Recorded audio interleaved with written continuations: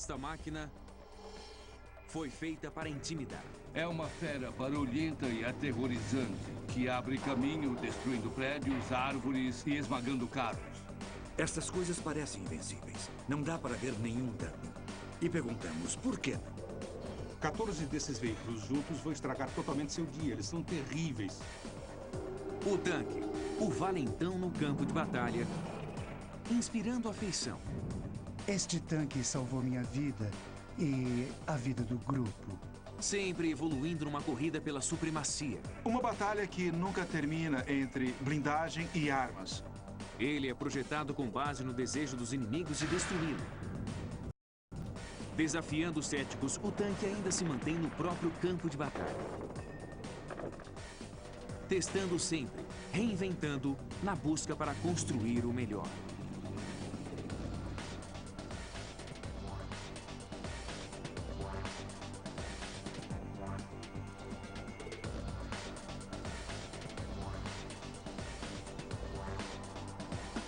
Inovações do século. Tanques.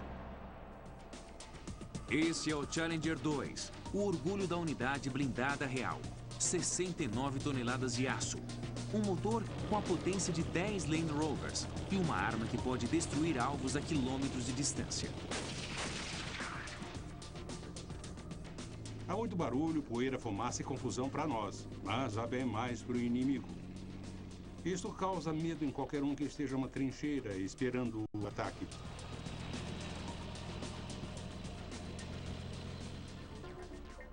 O tanque é o resultado de quase 100 anos de evolução. 3 componentes formam um tanque de primeira classe. Eles são proteção, poder de fogo e mobilidade. E deve haver um equilíbrio entre eles para que o tanque seja um excelente veículo de combate. A mobilidade dá ao tanque uma característica única como arma de guerra. Ela permite o comando total de um campo de batalha. Os britânicos lançaram sua nova arma contra um inimigo que nem desconfiava. Só podemos imaginar como deve ter sido em 1916, quando os alemães, escondidos nas trincheiras, viram esses monstros gigantes blindados indo na direção deles. Nenhum sinal de ser humano, apenas essa fera barulhenta e aterrorizante que abre caminho destruindo prédios, árvores e esmagando carros sem parar.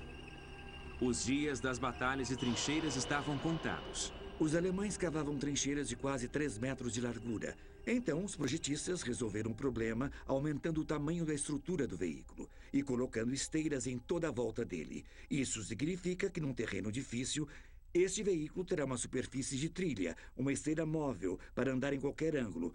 Com o nariz para baixo ou para cima, sempre tem alguma coisa para agarrar e continuar andando. As esteiras precisam suportar grandes pressões. Elas devem subir rampas íngremes, passar pela água e abrir caminho na areia do deserto. O design da esteira melhorou muito desde a Primeira Guerra Mundial, mas a grande mudança veio na década de 1970 e é invisível. Em 1916, as esteiras eram feitas de ferro fundido. Hoje, elas são uma mistura complexa de aços.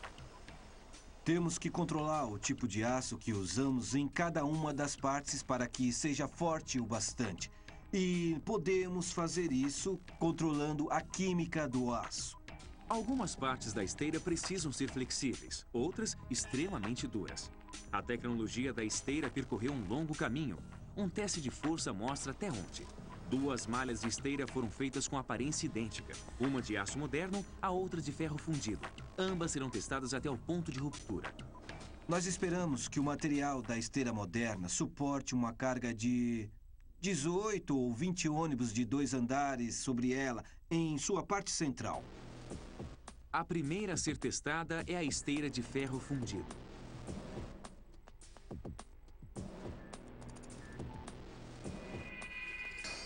Ela cede sob uma força de 21 toneladas. A próxima é a esteira moderna de aço.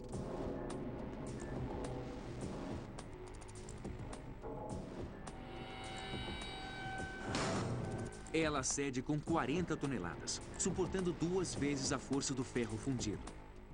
O material mais antigo falhou totalmente e está rompido em toda a extensão da malha.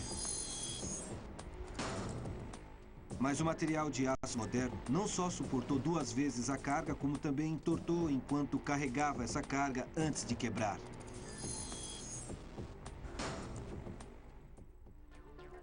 A resistência da esteira aumentou bastante desde a Primeira Guerra Mundial. O outro grande avanço foi na suspensão.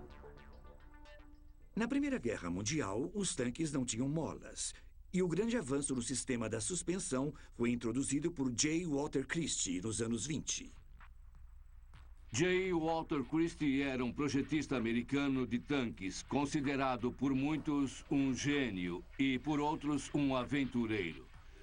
As ideias dele para a suspensão estavam bem à frente de seu tempo. Não havia nada igual no mundo.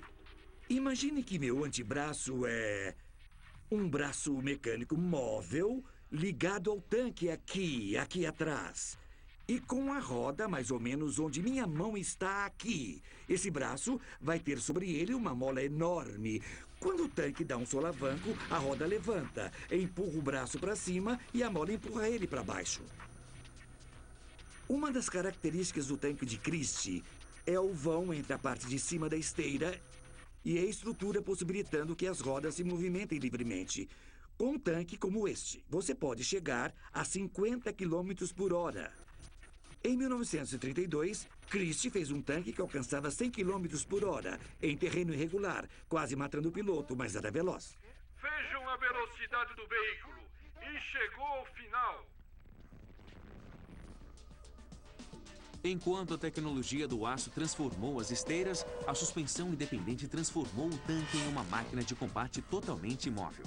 O projeto do tanque está sempre evoluindo, mas um problema está sempre presente. Um tanque deve ter proteção contra projéteis. Na Segunda Guerra Mundial, os projetistas britânicos achavam que a espessura do aço era o segredo para a proteção. No dia D, suas esperanças estavam depositadas no tanque Churchill. Era o tanque com blindagem mais pesada que os britânicos tinham na época.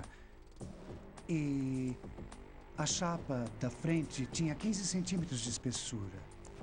Dennis Curno tinha apenas 18 anos quando se alistou na unidade blindada real. Em agosto de 1944, em sua primeira batalha, 2/3 dos tanques de seu regimento foram destruídos em apenas 2 dias. Eu vi o piloto e o copiloto, depois do tanque deles ser queimado, tentando escapar pela escotilha de emergência. Eles ficaram carbonizados. E você só conseguia ver a massa cinzenta de seus corpos enquanto eram esticados. Não é uma cena muito bonita. Quando nos deparamos com os tanques alemães, não estávamos preparados para o que podiam fazer. Nossas balas ricocheteavam. Mas por que as balas ricocheteavam? A resposta, uma inovação que os alemães tinham copiado dos russos e que ainda é usada em todos os tanques hoje.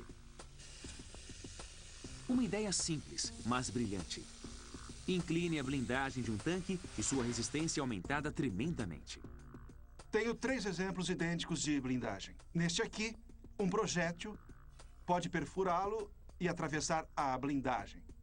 Neste aqui, como está inclinado, a largura foi ampliada.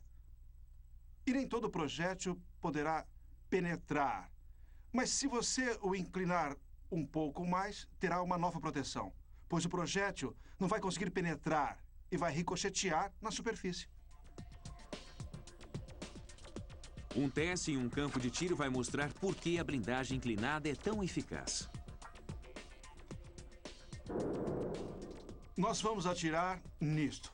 Uma placa blindada de 15 milímetros de espessura, feita de puro aço. Embora isso represente um grande desafio, acredito que esta bala, a 890 metros por segundo, ao atingir a placa, vai perfurá-la. Teste 1. A placa é posicionada verticalmente.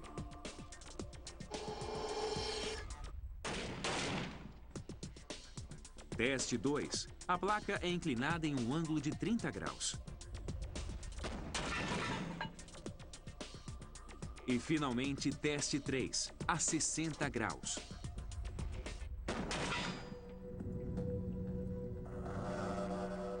Esta é a primeira na qual atiramos na vertical. O que temos aqui é uma penetração clara. um buraco na frente. Uma perfuração que atravessou direto e saiu atrás. Vejamos o impacto de novo, visto desta vez com uma câmera de alta velocidade. É fácil de ver a vulnerabilidade da placa vertical. Quando colocamos a placa inclinada em 30 graus, ela conseguiu deter a bala, que ficou na blindagem. Dá para ver a base dela aqui. Vemos uma saliência atrás, mas não houve penetração. A bala não teria causado nenhum dano do lado de dentro. Nas imagens de alta velocidade, fica claro que não há perfuração. E por último, quando inclinamos a placa em 60 graus, vemos uma depressão, mas não a bala, ela ricocheteou na placa. E, novamente, não causou danos dentro.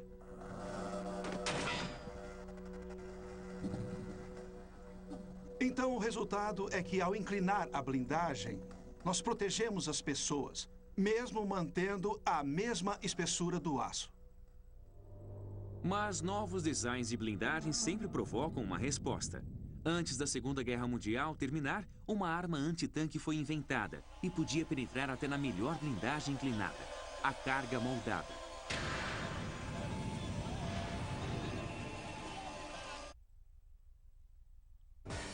O design da blindagem do tanque precisa ser sempre repensado, já que novas armas são criadas para derrotá-lo. A mais mortal de todas é a carga moldada. Inventada no final da Segunda Guerra Mundial, ela permaneceu eficaz por mais de 20 anos. Mas em 1967, uma descoberta ao acaso alterou o equilíbrio em favor do tanque. Um jovem cientista alemão fazia experimentos com tanques egípcios apreendidos no deserto. Foi depois da Guerra dos 6 Dias, quando os israelenses destruíram muitos tanques russos do exército egípcio, basicamente os tanques T-54 e também os T-55, e eu queria ver a eficácia das minhas ogivas em alvos de verdade. Manfred Hell estava testando cargas moldadas contra a blindagem do tanque, mas ele ficou surpreso com os resultados. Foi uma surpresa, pois as minhas cargas não conseguiram penetrar na torre de tiro e eu queria descobrir o que estava acontecendo. Ele descobriu que ainda havia munição não detonada em alguns dos tanques. Quando penetrou na blindagem, a carga atingiu os cartuchos que estavam dentro, fazendo com que explodissem. Depois disso, notei que não havia impacto do outro lado, só o buraco de entrada. Só os cartuchos queimaram. Nada mais queimou do outro lado. E isto é contra tudo o que eu previ. Manfred percebeu que estava à beira de uma descoberta importante. Ele inseriu explosivos entre duas placas de metal e as colocou na blindagem do tanque. O impacto da carga moldada foi reduzido drasticamente. Manfred patenteou seu projeto em 1970. Ele iria revolucionar a proteção do tanque. Ele tinha inventado o que hoje se conhece como blindagem reativa. Esta é uma carga moldada. Nós vamos disparar isso contra essas placas de aço.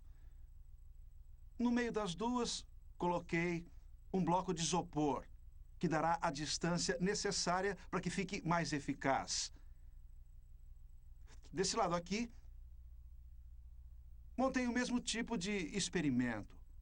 Mas, neste caso, entre as duas placas, inseri uma camada de blindagem reativa.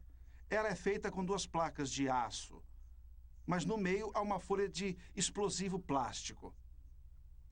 Quando a munição é disparada nessas placas, ela vai detonar o explosivo plástico e as duas placas vão se separar. O resultado é que a munição precisa atravessar as placas e é basicamente estraçalhada por isso. E, felizmente, haverá menos penetração na blindagem.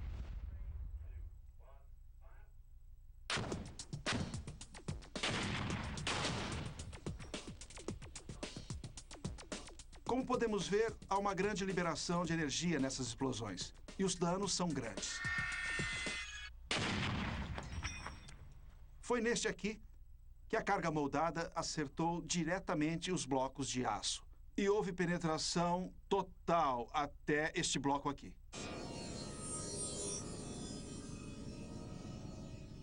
Neste exemplo, onde há blindagem reativa, só houve penetração até o 5º bloco. Nós poupamos 3 blocos da penetração.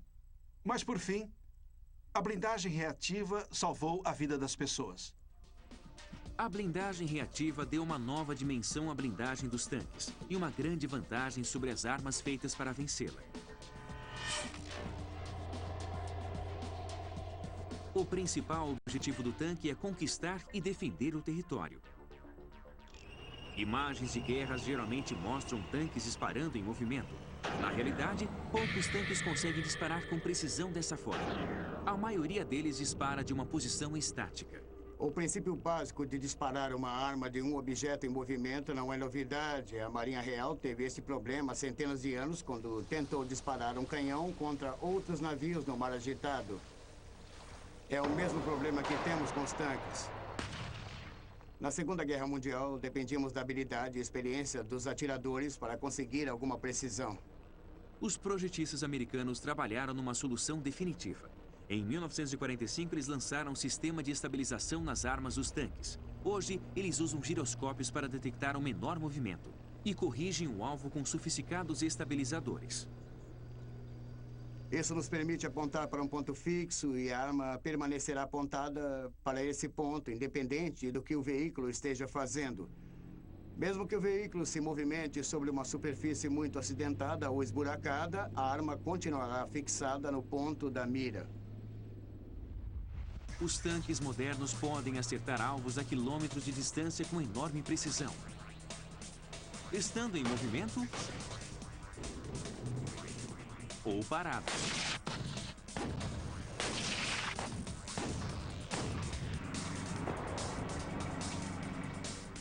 O poderio das armas faz do tanque uma máquina temível. Para alcançar a velocidade de 65 km por hora, o Challenger 2 precisa de um motor potente. 1.200 cavalos movimentam estes monstros. Mas força e velocidade são inúteis se o tanque quebrar. Todos aprenderam uma grande lição sobre o motor dos tanques no inverno de 1941. As divisões blindadas alemãs combatiam no fronte oriental, quando todos os seus tanques pararam completamente. O início do frio do inverno russo paralisou totalmente os tanques alemães. Eles perceberam que o sistema de lubrificação e resfriamento e o tanque de combustível ficavam totalmente congelados em temperaturas de 40 e 50 graus negativos. O mito da invencibilidade do tanque alemão tinha acabado. Seus motores sofisticados falhavam quando a temperatura caía. Os tanques russos mais simples continuavam funcionando. Este é o T-34 russo, talvez o tanque mais importante da Segunda Guerra Mundial. O motor é o mais rudimentar V12 a diesel que se possa imaginar. Ele funciona bem nas piores condições possíveis. Quase 60 anos depois, os motores dos tanques russos continuam funcionando. Um deles está na cidade de Devon. Preston Isaacs coleciona tanques. Esse é um dos favoritos dele. Um genuíno T-34 da Segunda Guerra Mundial.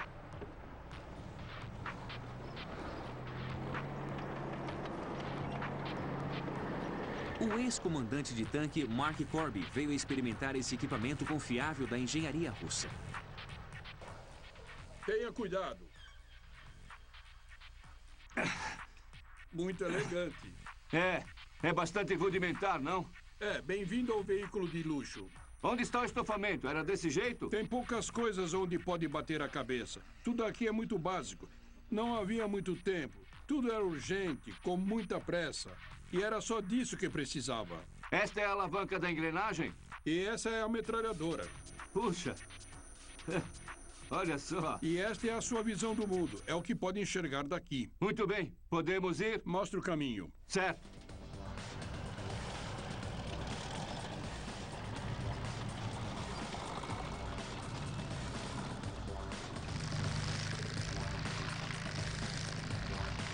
O T-34 marcou uma importante mudança.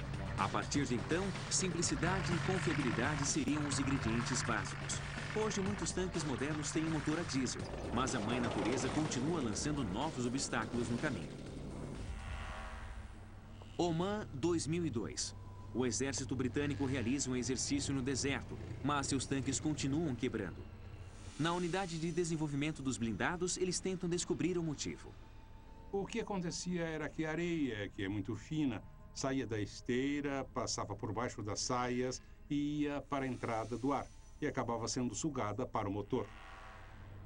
Os tanques operaram com sucesso no deserto nas duas guerras mundiais. Então por que o Challenger 2 estava com problemas?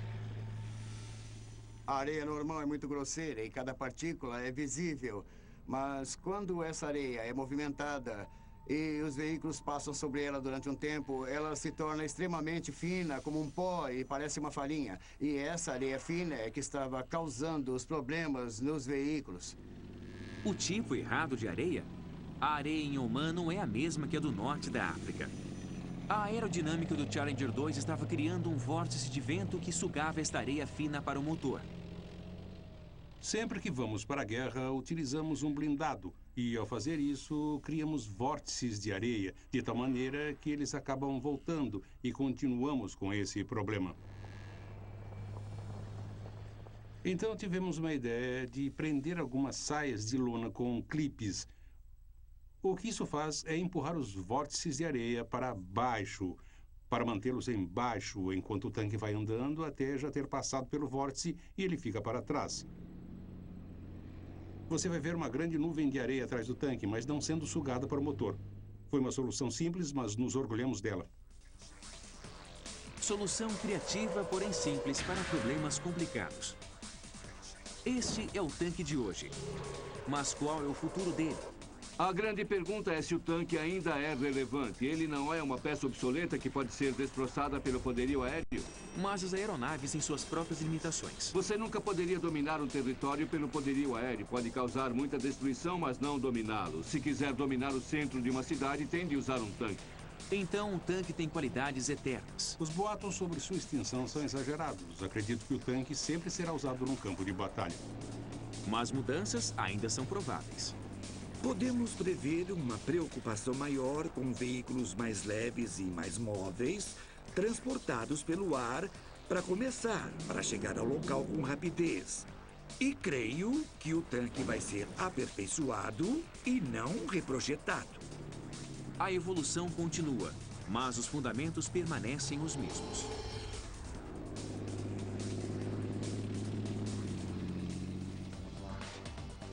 Versão brasileira Clone.